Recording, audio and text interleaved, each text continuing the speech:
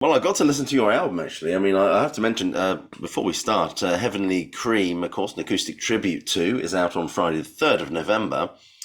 And my first question is, what has prompted this project, and why has it taken 5 years for it to come out? What has prompted it? Well, we're part of a thing called music, which is a tradition. Mm. And in the same way that Mozart might be re recorded over the years or performed, I think Cream's music is an important um, part of the story that we all share. Yeah, And so, but in terms of the practicality of it, Pete Brown, the lyricist for Cream, who was also my father's chief collaborator, he was talking with a record label, Quarter Valley, about another project, and this idea came up to make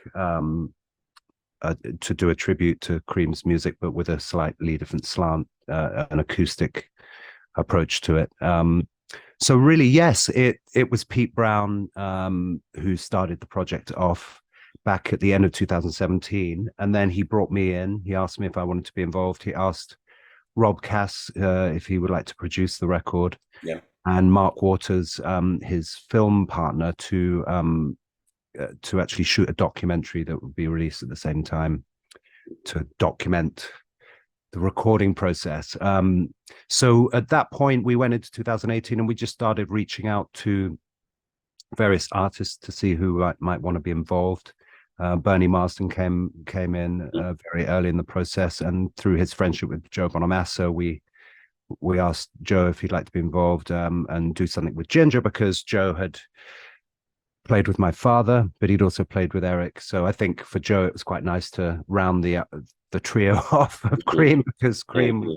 one of the bands that he liked, I believe. And at that point, we just started reaching out to different people, and eventually we came up with a nice lineup of artists to contribute to the record. So we went through the recording process and the filming process in 2018, and then it takes a little while to edit a documentary, as we all know.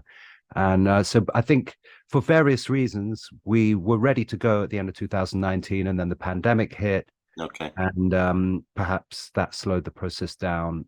So yes, it's been 5 years since the inception of the project to it being released on this Friday. So Would you describe this as a lockdown album? I guess it could be a kind of but a sort of a grandiose version of that, because we've probably all done, all of us, writers, musicians, artists of what human beings. We've all had our own versions of those things, I suppose. It's interesting to, I think maybe interesting for some of us to look back over the last few years and think, where were we all at during that process?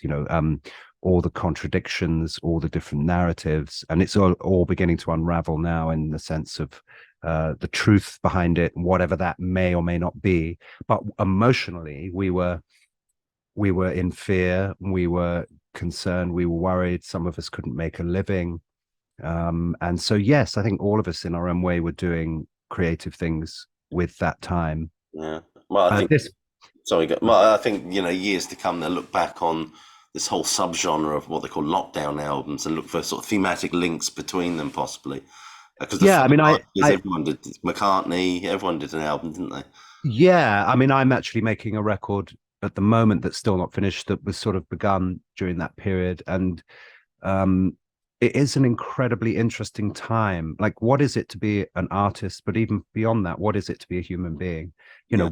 What is this balance of freedom and the social contract in terms of responsibility to others, and economics and the systems we function within, and the assumptions that we live within as well, about what it is to be human. And that's what I'm trying to express on my new record myself, because I think the pandemic era really brought a lot of that up for people that just were maybe not so conscious about all of those kinds of ideas. Of course, historically, the Russian Revolution, or Napoleon, or whatever, you can frame it in various contexts. But I think the last few years have been pretty huge.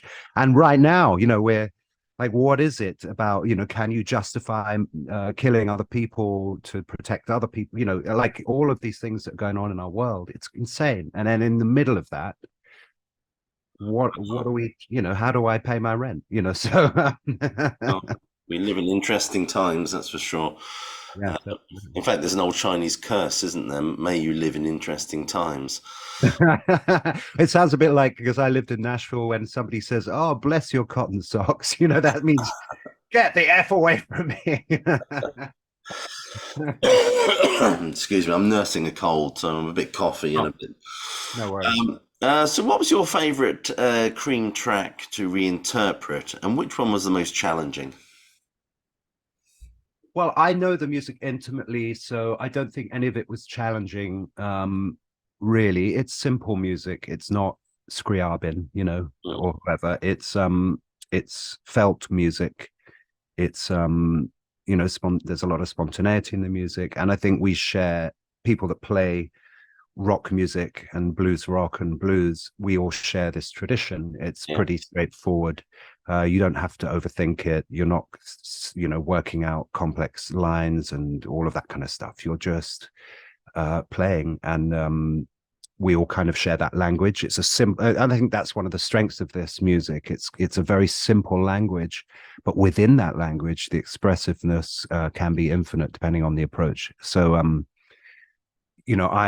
for me, Cream is an incredibly important band that's sometimes misunderstood and sometimes forgotten. The power of that trio and the power of the music and the potentiality within the music to improvise and to take it in directions that have never been, it's never gone before. There's a spontaneity in that music that I don't think exists anywhere else in the same way.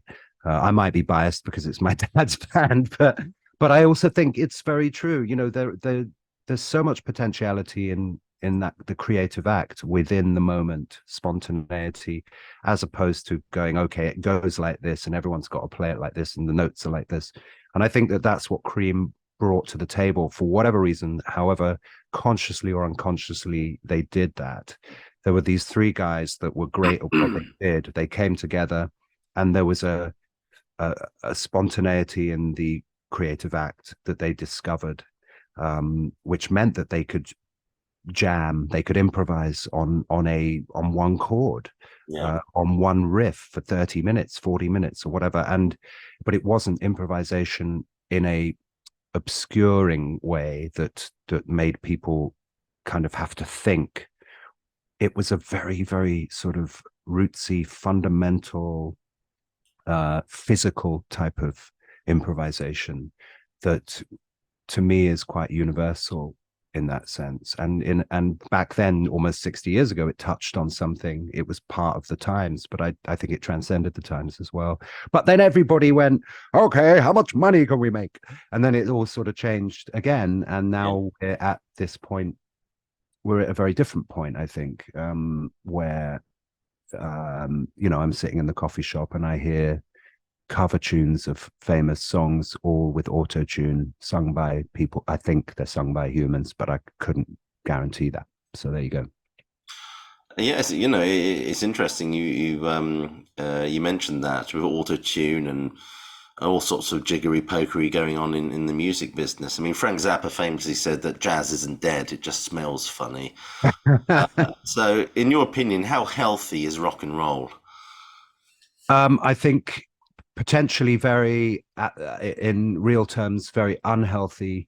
And if I can, with supporting this record, which was absolutely a collaboration. It's not my record; it's a total collaboration. And really, Pete Brown, who sadly left us a few months ago, it was he spearheaded the project. But if I, in my own way, with my music coming out next year, and this record can play a small part in that sense of real humans in a room doing something together, which people feel. I mean, I was actually did a podcast with Deborah Bonham the other night.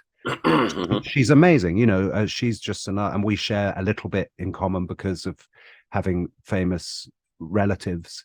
But we were talking about one of the songs she did, I Feel Free, and just the sensitivity with her vocal approach, it's just gorgeous. It's a human being, and you can hear the weight, you can hear the densities of how she approaches that vocal, and you can hear that resonance in her body, and it's gorgeous, you know. And that's what we're lacking in music, and it's across the board. I mean, you could talk about the classical music world, you could talk about jazz, you can talk about, I mean, there's great artists, there's great stuff going on, but there's also something that we need to rediscover and bring back into creativity that we're in danger of losing. But maybe we're in danger of losing that spiritual aspect across the board. Maybe creativity is a kind of reflection of humanity or society in general, and you know, that sensitivity, that thing, instead of bombing each other or violence or being right, you know, maybe there's a slightly more sensitive, more explorative place where things have the opportunity to come alive again, to become vital again, instead of this thing of like predictability. Oh, well, we know how that's going to be, but we've on the graph, we can tell how much that will sell because it sounds like this, and that's the demographic, and blah, blah, blah. It's like it's not about music anymore. It's not about creativity. It's about the bottom line. And so, you know, but that's within our power, all of us, the people that are termed the consumer, and the people that are termed the creator. You know, we all are part of that dynamic, and we're all responsible. Like, what is it that we want to have in this world? Do we want to be conscious? Do we want to be unconscious? And what does that mean? So there you go. Well, music is definitely an expression of our humanity, which is in turn it's perfect in its imperfection in some Yes, respects. But maybe. I mean, going back to this album, I asked you, you know, whether any of it was challenging, but was any of it intimidating, perhaps? Because these tracks are kind of like the sacred scrolls of rock and roll, aren't they? Or some of them, perhaps. Not for me. I grew up with my dad, so we always played music. I played music with him. I was involved with his records, and I've also toured with Ginger Baker's son Kofi in a band called Music of Cream. So I've played that music a lot and kind of got inside of it. And as I said before, to me, yes, if you approach covering these previous pieces of music in a way that you dress up the same and you play it note for note, then it could be intimidating, because how could you play as well as Eric Clapton or my dad or Ginger, because they are who they are. But if you take the essence of the music, which was improvisational and spontaneous, and you discover yourself within it, then it's not intimidating at all. It's a vehicle for self-expression. And I hope that in some way we've done that with this project, Heavenly Cream, where we've reinterpreted the music in the same way that you can interpret within the classical music tradition or the jazz world, where it's all about, you know, essentially taking show tunes from the early 20th century and creating improvisations out of them, whether you're John Coltrane or Thelonious Monk or whatever. It's tradition. And so, you know, to me it's, I don't want to sound arrogant, but to me it's about discovering yourself within the music, and we need more of that. We need more, you know, as you say, the fragility, the imperfection of self-expression. You know, it's not about perfection, and I don't think we went for perfection. We got a bunch of guys in the room who all love the music, and we hopefully made some nice sound. So that's it, really. Yeah, yeah, absolutely. I mean, another probing question for you is: what do you think Cream's contribution to the blues was? Well, I think they collectively had a great respect for the blues. You know, I mean, they understood it, and so they were taking some of those older tunes. I mean, the three that come to mind on this record, "Born Under a Bad Sign" that Paul Rodgers sings, and the two that Bobby Rush performed, "Sitting on Top of the World," which was, I believe, written in around 1926, and "Spoonful," Willie Dixon, which I think is probably one of the great pieces of music of all time, whether it's blues or not blues, because so I think that might be the contribution that I would describe my father, and well, all of them. Let's just put it like that. So the blues, we tend to think, people tend to think of it as like this 12-bar thing with the one chord, the four chord, and the five chord. But actually, the blues is a classical form of music. It's like it's like classical music where you have a motif. We call it a riff Hmm. in popular music, but you have a little cell of music that can be stretched and contracted and inverted and interpreted and moved around, and it's a building block of music. And so spoonful is a great example of that. You have just a couple of little cells, Yeah. and you can just take it just in terms of how you might how you might approach a particular note, the accent of a particular note, etc., etc. So I think my father loved that and understood that intimately as how you would interpret in a cellular way the semantics of music, the building blocks of music that would then take on a meaning. And I Hmm. think the great blues artists of earlier times understood that, whether but because they happened to be African American, essentially, they didn't get, they didn't get the promo that Elvis got or whatever. Um, so it's an interesting thing. So I think maybe the contribution to the blues that Cream and of course a lot of other artists, whether it's some of the guys in the Stones or whatever, it was actually shining a light on an incredibly vital music tradition. And I hope that in some way that helped those black artists get more visibility over time and more respect by saying, hey, actually, this is universal music. It doesn't just belong. It's not ghettoized music that doesn't belong on the same level as the Western classical tradition or white people's music or whatever. I mean, I don't like those terms because I believe in the human race, not in dividing it all up. But unfortunately, previous times have not seen the world like that, and not seen humanity like that.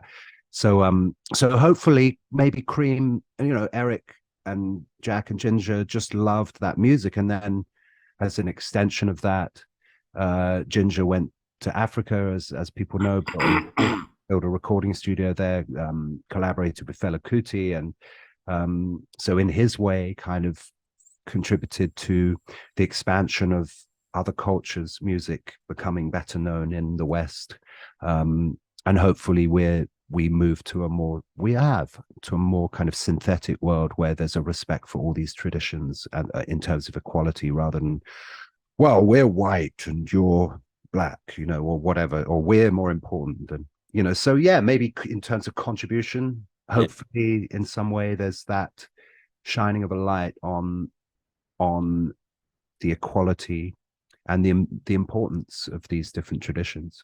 Yeah. It's interesting. You talk about tradition, musical traditions. It's one of the issues that Lester Bang had with progressive rock, because he felt that rock and roll really should draw from the African American idiom, and that progressive rock was leaning far too much to a Western symphonic tradition, really. So he was very disparaging of all that sort of. Uh, Yeah, I mean, I don't know where. I mean, I love. I mean, he was an incredible writer, but he was also a product of his time. He's yeah, probably yeah, yeah, having a shitload of drugs and had a particular kind of romanticized aspect to the way he perceived things. But no, there's a certain amount of validity in that. Um, Although the Western classical tradition is full of unbelievably beautiful music. absolutely. There's no point in disparaging something purely from a philosophical or sociological point of view. I mean, it's like you can't do that. You can't say, well, because Hitler liked Wagner, we mustn't listen to Wagner. And it's Yeah, like yeah, actually Wagner was an incredibly important person in the pantheon of music, whether it's whether he was an awful anti-Semite or not.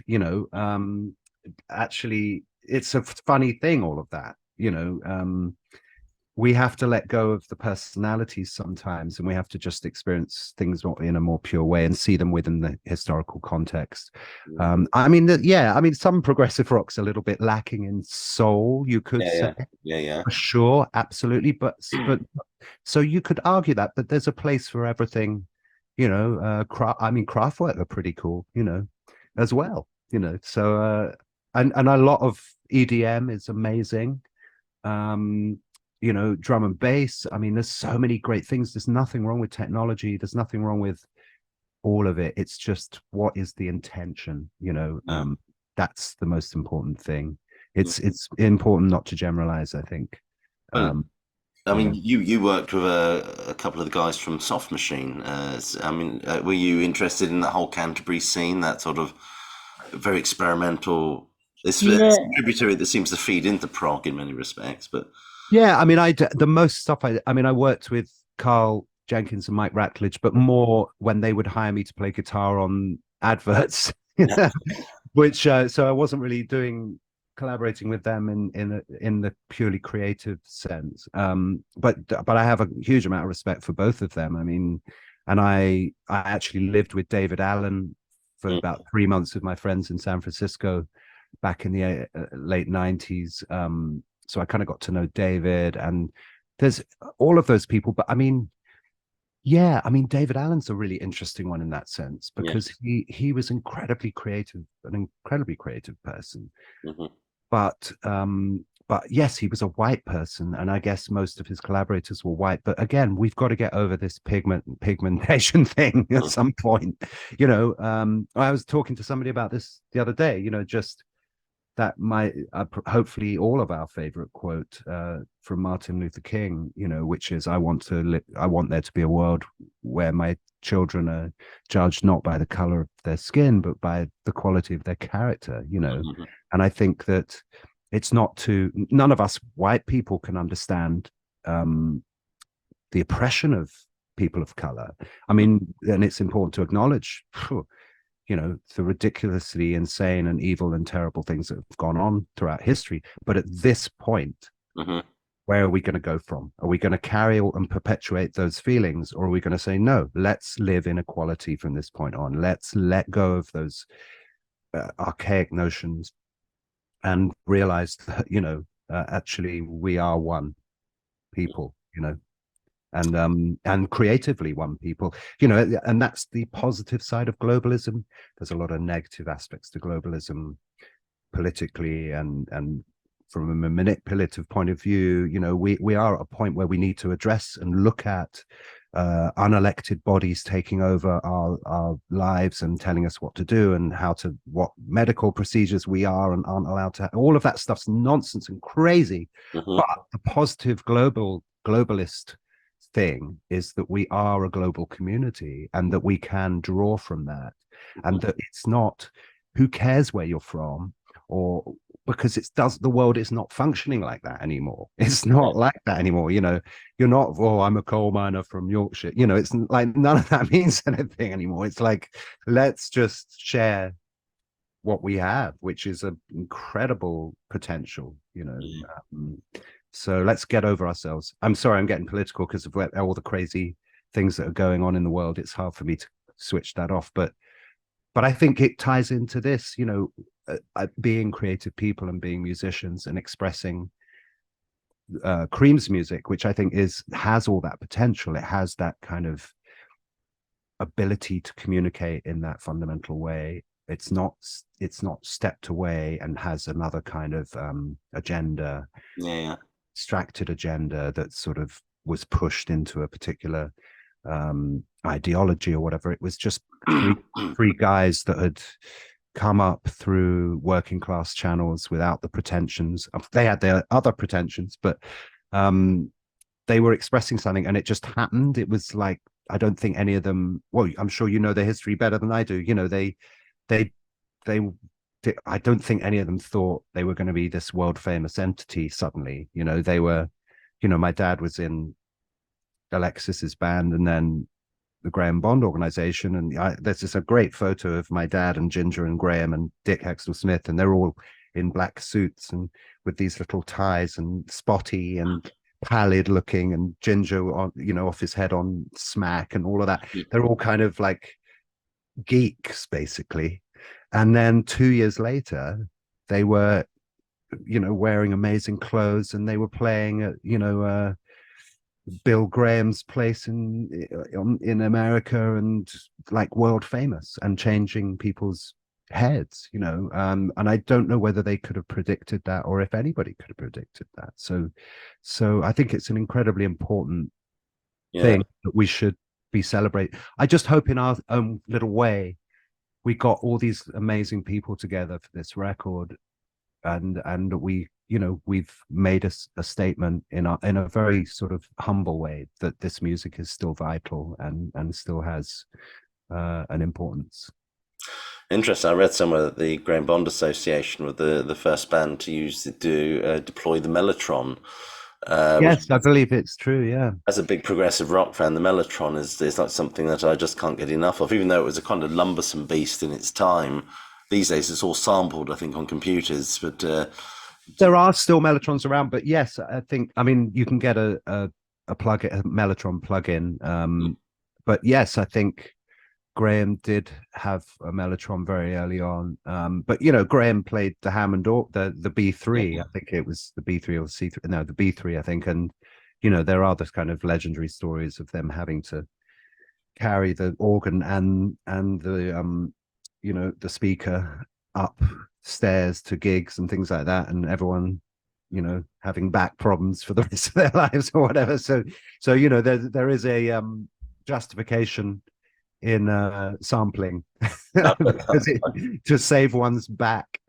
absolutely, absolutely.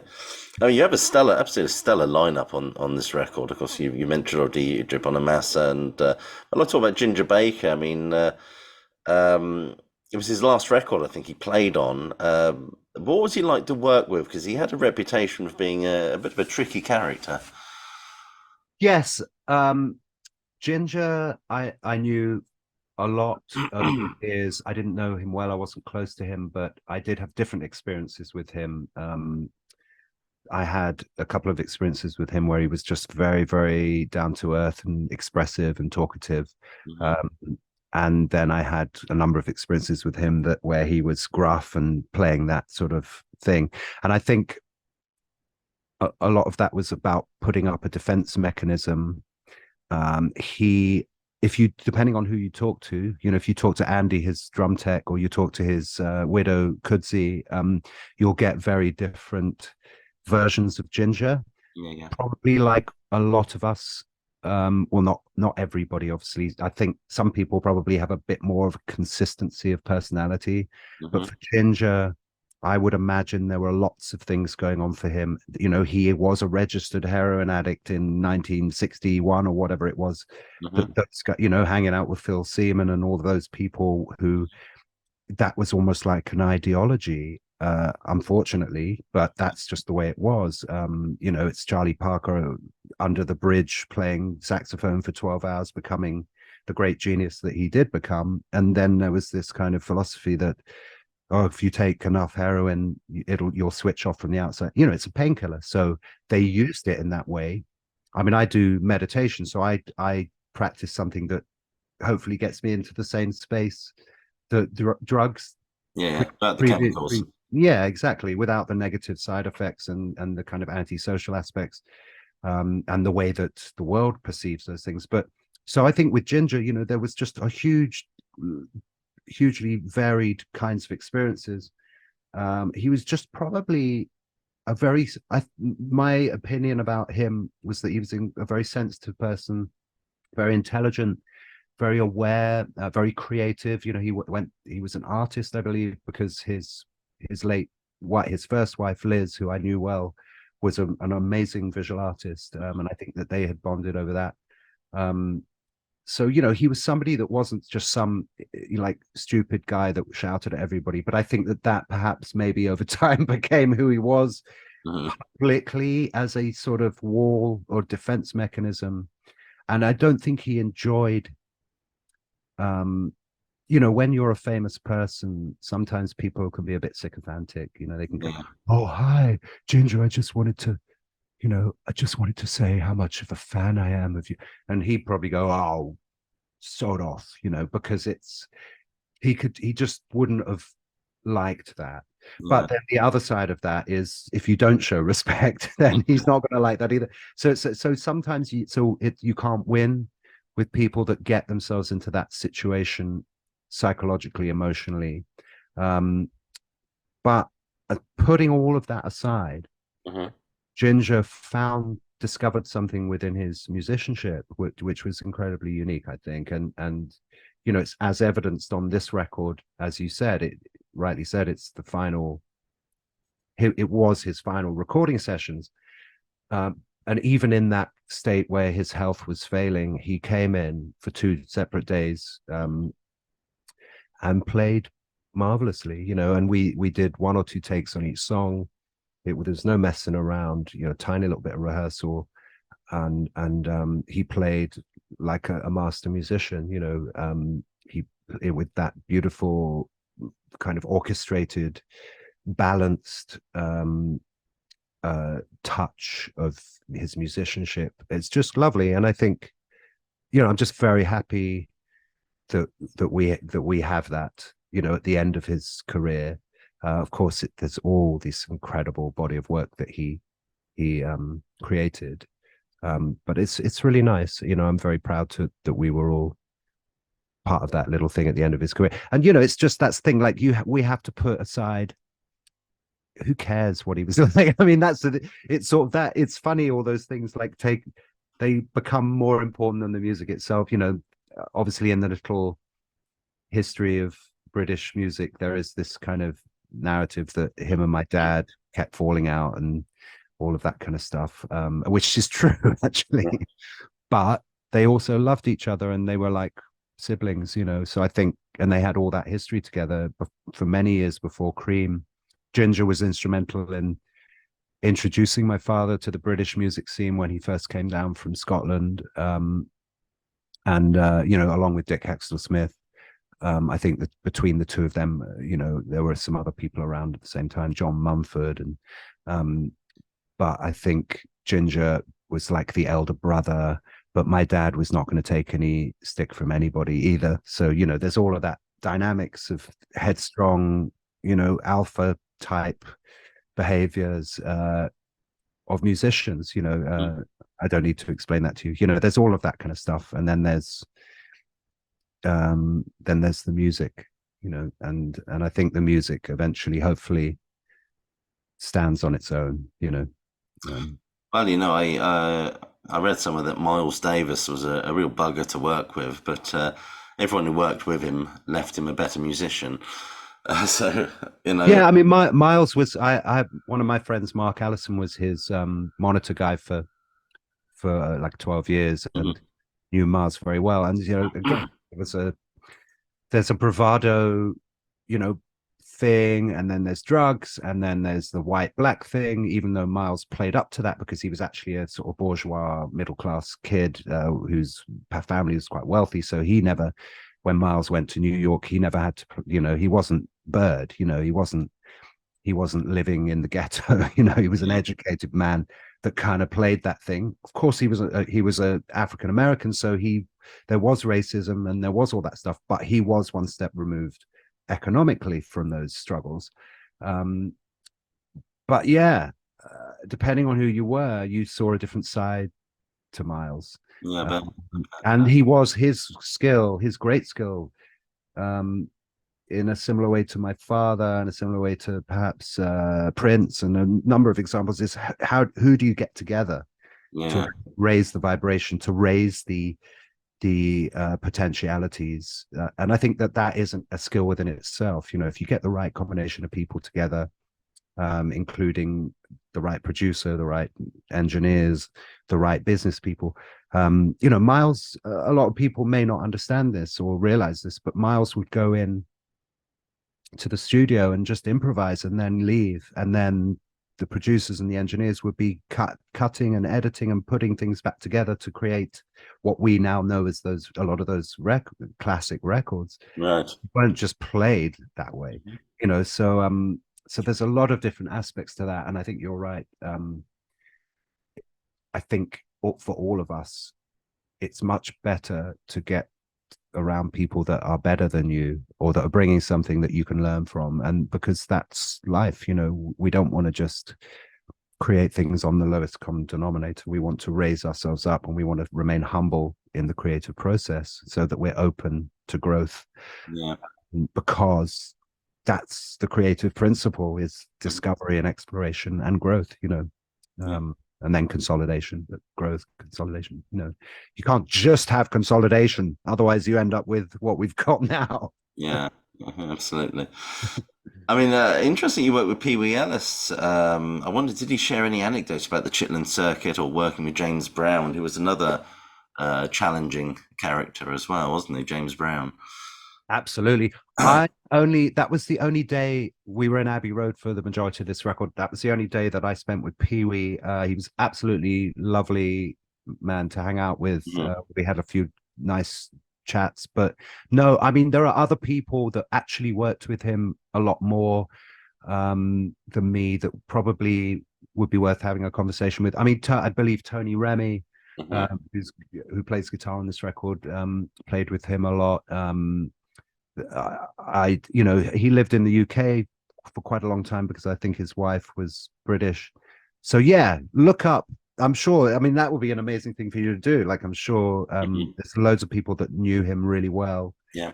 that have that kind of insight. But I mean, my insight was that he was a person I spent a very short amount of time with, that, like Bobby Rush, who have that kind of depth of experience, that Bobby flew in and just blew us all away, with his energy and his kindness and his kind of accommodating energy of Yeah. just like, hey, we're all here together and we're going to do something. There was no ego. There was no like, I'm a black guy from America and you're a bunch of white guys from London or anything like. Of course, we weren't just white guys from London. We were also black guys from London too. But Mhm. but there wasn't any of that sort of vibe. It was totally beyond that. It was a nobility in Bobby and a nobility in Pee Wee. So I mean, if I was going to tell you my insight, it was that it was a transcendence of any of those kind of negative aspects. I guess maybe like Hendrix, who'd also probably had a similar experience on that circuit Mhm. and had experienced racism in all its disgusting forms, but then had escaped it. And I knew Chaz Chandler quite well because I went to school with his kid Stefan in Right. London when I was really young. We were both about 10. And so I used to go around and hang out with Chaz, who was a lovely guy. Mhm. And, again, it's really interesting to think about all of those things where you have this cross fertilization, the British bands stealing the Black American music and then importing it back to America, but then a little bit of the other way around where, Chaz is this kind of Geordie bloke Mhm. making friends with Jimmy, and that whole race thing became secondary. Yeah. It's not about that. It's about us, being humans, hopefully. Well, talking about being human, actually, you've got a new album coming out called Fake Humans and Real Dolls. What inspired that title? Is it a themed album? It is, and I'm still in the middle of making the record. I've recorded 15 songs. I have Gary Husband on 3 tracks playing drums from some demos that I did a number of years ago, and I've got Clem Clemson's son Joel Clemson playing drums. I'm playing everything else, um, and so I've got 15 songs, but I'm writing another 15 or 20 because it is themed. It's conceptual in the sense of what we've been talking about throughout this interview. Yeah. What is happening with us lot here. Hmm. I mean, internally, I'm growing. I practice meditation, so I'm have a particular perspective. You know, I'm a peace loving guy. I'm very sensitive to how we transact with each other microcosmically, within my relationships, but I'm also perceiving all of that in the world. What are human values? What are we collectively experiencing here? Is it justified to bomb 6-year-old kids? Or is it not? What's right and wrong?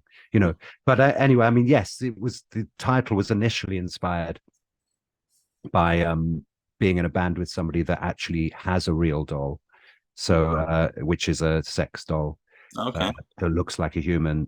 If anyone wants to look that up, it's called realdoll.com. Mhm. And it's like $8,000 to buy one of these dolls, you know. What's the Um, website again? I'll just write that. yeah, just write that down. You can Google it, but just make sure you hide your IP address first.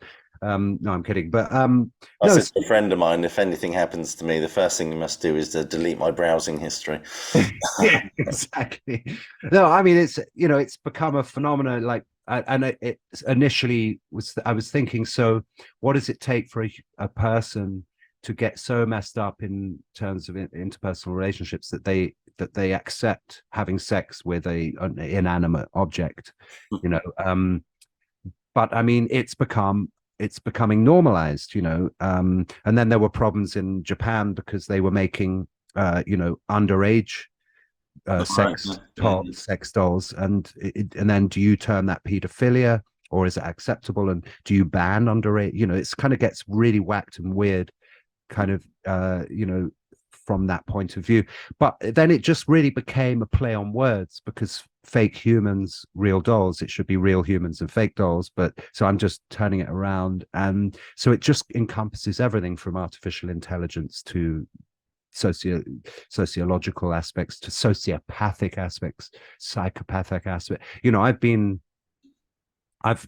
going through a lot over the last few years. Like, I was in a band, and then I've had to go to court to get paid, and I've won the Mhm. court case, but they're still not showing up to pay, and but they're out in the world performing in a big band and acting as if it's not going on, so like it's just these things are making me kind of feel certain feelings on a personal level Mhm. about how people behave, and if do they have integrity, or do they not have integrity? What is integrity?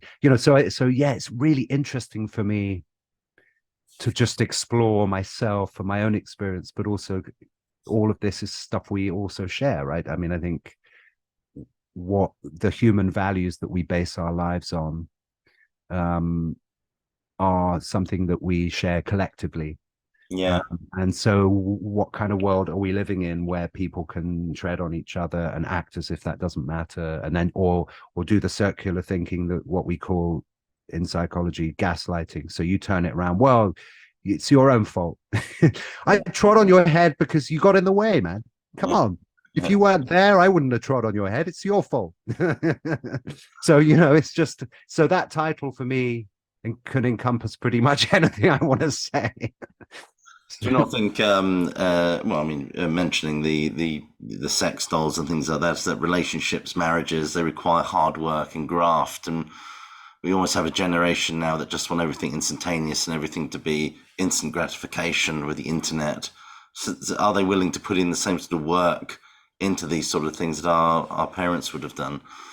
I think there's a lot of truth in that. Yeah, and I think it's focus and concentration and the understanding of like a long range view rather than the Yeah. short range view. I mean, all of those aspects, our culture has changed. I find it with myself. I'm scrolling through YouTube and watching something for 10 seconds, yeah, or whatever it is, and we Yeah. we are in a fickle time. It affects your attention span, all that stuff. It gets to the point that you feel. I mean, my subject was English lit, and I picked up a book from my shelf, and I struggle to read it now because my brain just is jumping all over the place. And Yeah. I sometimes think, this constant scrolling through, we scroll through our lives. I Well, don't. it's a form of desensitization, Yeah. and but it also could be framed in terms of trauma response, PTSD. It's a kind of low level form of post traumatic stress disorder. But then the whole of experience is, because this is what we discover with meditating, or can just be discovered through insight as a human being, is that the whole of our personality is constructed out of conceptualization. Even the idea of an individual Yeah. self, it's not just real, it's an abstraction of sensory experience over a life, or over the appearance of a span of a life, lots and lots and lots and lots of sensory experiences are, so percepts are built up into a concept, Yeah. and that concept is then just assumed to be what is happening, but it's not actually happening like that, or it might not be happening like that. And so trauma is a similar thing where you something is embedded so much that you just take it as a given. Yeah. And that's how cultures are formed. That's why cultures shift and change over time, but usually in a very conservative manner until someone drops a nuclear bomb or commits genocide or whatever, you know. So I mean, it's interesting to start unpacking experience in deeper and subtler levels, because we're capable of doing that. That's the incredible thing about this experience, is that the assumptions that are there, or the unconsciousness of experience, can be woken up. Yeah. And I think that we are at that precipice, or as I like to say during these interviews, we're at a crossroads. You know, Yeah. we are at Very, a very crossroads, good. you know, Dago, or Crossroad Blues, as it was originally called. But we are at this point where, which way are we going to go? Are we going to go to transhumanism, where there's no meaning in anything? There's no male or female. There's no up or down. There's no good or bad. There's just artificial intelligence taking over. You know, Ray Kurzweil and others call it the singularity. So we cross a threshold into a time, into a place where technology supersedes humanity. And so instead of humanity controlling and utilizing technology, technology starts controlling humanity and maybe just annihilates it because it's superfluous, and then looks back and goes, you know, oh, those humans, you know, with all their neuroses and problems and violence, it's all, let's just tuck it away. We don't really need it anymore, you know. So Yeah. maybe that's the way it's all going to head, but I'm not Okay. sure it needs to, you know. So fake humans and real dolls. Okay. Well, we'll look forward to that. I mean, I'll ask you. I've got to ask you this question. Actually, I mean, you don't have to answer it if it takes you anywhere uncomfortable. And that is, what was the last meaningful experience you had with your father? Well, we as a family, so I was the first family. So it was me and my brother Joe, who Hmm. he actually passed away in 1997. But he was a founder member of Afro Celt Sound System. Okay. So he had a lot of success, but he passed away at the age of 27, which is the age to go, apparently, if you're going to go young. That's right. Um, That's right. but anyway, so I was the first family, and then my dad remarried and had three children. So I have three siblings from from that family. So we were all together with my dad when he died. You know, Yeah. so actually when he died. So that's the last meaningful experience I had with him. You know, where we talked, and he talked to us, and we talked to him, Hmm. and you know, you do those things that you do with somebody that's at the end. You know, one of the things that we can do is talk about shared experiences, you know, and that can be helpful with somebody that's in their last few hours. And he talked to us and encouraged us and said nice things to us. You know, it was really nice. It was an amazing experience. But obviously, oh, and my daughter Maya was with us too. So his granddaughter, he now has a second. My sister Natasha has a child, but at that time that was his only granddaughter. So Maya was with us. So it was heavy. Let's use a 60s term. It was heavy, man. Yeah. Yeah. But it was also beautiful because you either go through that with someone or you don't, and we had the opportunity to go through that with him. So it was really challenging and difficult. And I remember I was sitting in the room next door to where he'd died, and it was in the late evening, and the window was slightly ajar, Hmm. and two large black moths flew in and circled the light above. And you know, if people believe in signs, I'm not sure if it doesn't really matter what is real or not in that sense, but that happened, and it was like this kind of very specific thing that happened right at that moment. And then my stepmom, I can't remember whether it was the day after or something, found this whole litter of kittens outside. So we Right. suddenly we had this little, I mean, things like that, they sound mundane and sort of coincidental. But when you're in that kind of when you've just lost someone, sometimes things appear in a particular way Yeah. that may seem meaningful at the time. Yeah. Um, and I've kind of that's stayed with me. So yeah, I think I feel lucky, and I think all of us feel lucky that we had that experience with my dad right at the end of his life. Absolutely.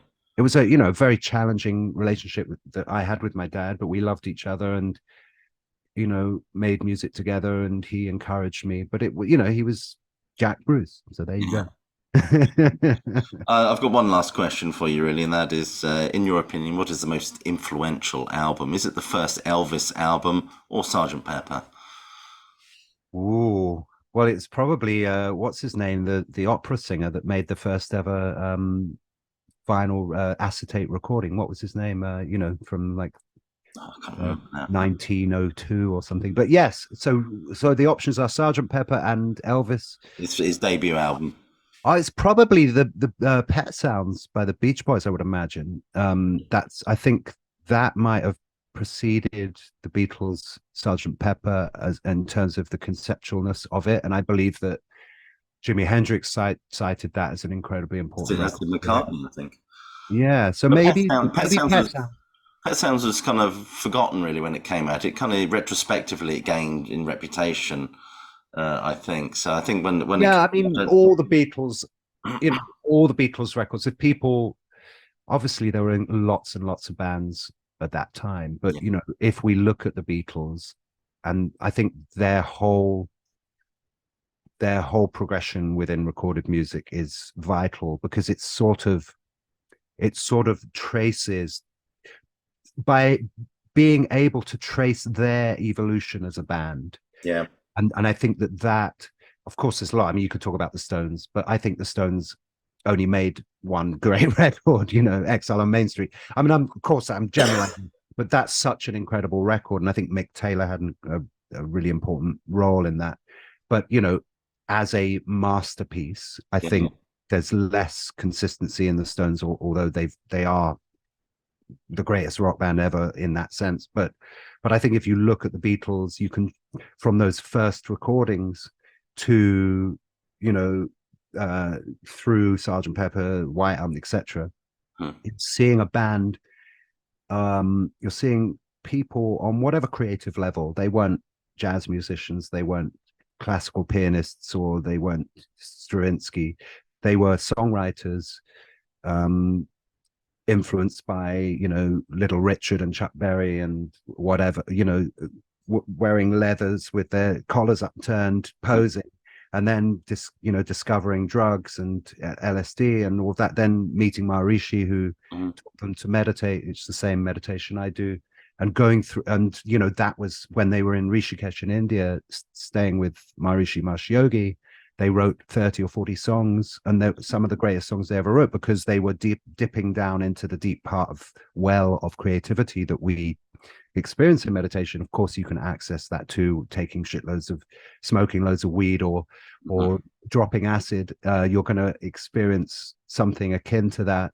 hmm, But I mean, without judgment, watching those guys individually come from, like, little council houses in Liverpool to and developing as human beings, hmm, and it's not just Lennon and McCartney, obviously, all of them. And I mean, my dad was in Ringo's band, and um Ringo's still doing it. It's incredible, and yeah, Paul's still doing it. It's just beautiful, actually. So yeah, I mean, even now they're still doing they're still there, their presence is still there, and they're still at the pinnacle of the industry. So I think it's hard to distinguish one record. I would say the important thing is to look at the whole thing of the Beatles yeah, sociologically as well as musically, and just think, what is that impact on, uh, being a human? Do we have to stick to our lane? Do we have to conform, or can we jump outside of that? And what is the weight of that? And if you look at those records, I mean, those early, they were like Taxman. I think that's a Harrison song, right? I mean, it's pretty. I've always thought of that in the same way as Cream's Politician. It's like a little bit of a dig at the establishment.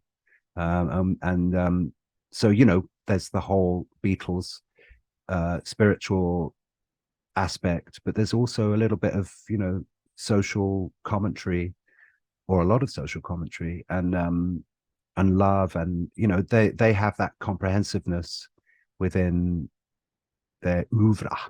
So Yeah. yes, yeah, Yeah. it's incredible stuff, really. Yeah. Yeah. Anyway, I'll just plug your album again. Of course, Heavenly Cream, an acoustic tribute to, well, it'll be released this Friday, 3rd of November. I will put a purchasing link just below this video. Anyway, thank you so much for taking the time to have this conversation with me. I wish you the best of luck with this album, and Thank you, Barry. and your future album as well, the one that hasn't come out yet, the one about naughty dolls. Thank you very much. Well, I'll send it to you when it's done, and if you're a really good boy, I might send you a little doll like package with a doll in it. And As and it's like modern day payola. Instead of yeah, sending you a small bag of money to give me a good review, I'll send you a blow up doll. Or excellent. maybe it won't be a blow up doll. It may be a real doll. So we'll see. Oh well, okay. In plain wrapping, though, in plain wrapping. Absolutely Anyway, generic. thank you so much for your time. I hope you enjoy the rest of your day. All the Thanks, mate. Yeah, you too. Cheers. bye bye. Bye bye.